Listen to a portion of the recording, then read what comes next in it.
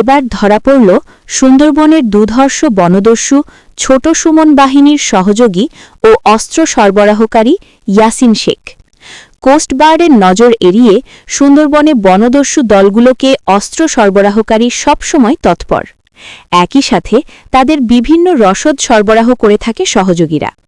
এরা লোকালয়ে অবস্থান করলেও অস্ত্র ও সরবরাহ করার পাশাপাশি বনদস্যুদের সাথে বন্যজীবীদের জিম্মি করে মুক্তিপণ আদায়, বন্যপ্রাণী পাচার সহ বিভিন্ন অপকর্মের সাথে সহযোগিতা করে।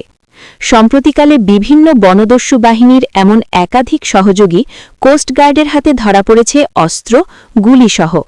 সর্বশেষ গোপন সংবাদের ভিত্তিতে সুন্দরবনের কুখ্যাত বনদস্যু ছোট সুমন বাহিনীর এক সদস্য সুন্দরবনের ফেলুরখণ্ড বৈদ্যমারী এলাকায় অবস্থান করছে।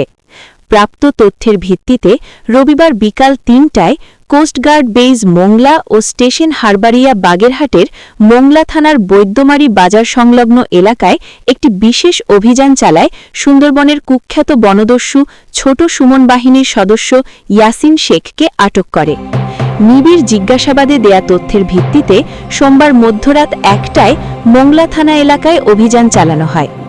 সফল এই অভিযান সম্পর্কে কোস্টগার্ডের বিসিজিএস তৌফিক এর নির্বাহী কর্মকর্তা লেফটেন্যান্ট আশিকুল ইসলাম ইমন প্রেস ব্রিফিং করেন। অভিযান চলাকালীন উক্ত এলাকা হতে সুন্দরবনের কুখ্যাত ডাকাত ছোট সুমন বাহিনীর এক সদস্য ইয়াসিন শেখকে আটক করা হয়। পরবর্তীতে আটককৃত ডাকাতের তথ্যের ভিত্তিতে মধ্যরাত ১টায় মোংলা থানাধীন ধানসিঁড়ির ৪ খাল সংলগ্ন এলাকা হতে একটি ১নলা বন্দুক, ৪ রাউন্ড তাজা কার্তুজ ও ৪ রাউন্ড ফাঁকা কার্তুজ জব্দ করা হয়। আটককৃত ডাকাত ইয়াসিন শেখ বাগেরহাট জেলার মোংলা থানার বাসিন্দা।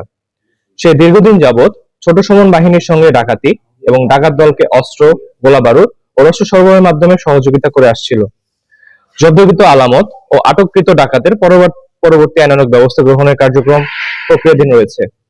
ব্রিফিং থেকে বনদস্যুদের উদ্দেশ্যে হুঁশিয়ারি উচ্চারণ করে বলা হয়, সুন্দরবনকে দস্যুমুক্ত রাখতে কোস্টগার্ডের চলমান অভিযান অব্যাহত থাকবে। ডেস্ক রিপোর্ট, বাংলার গেজেট।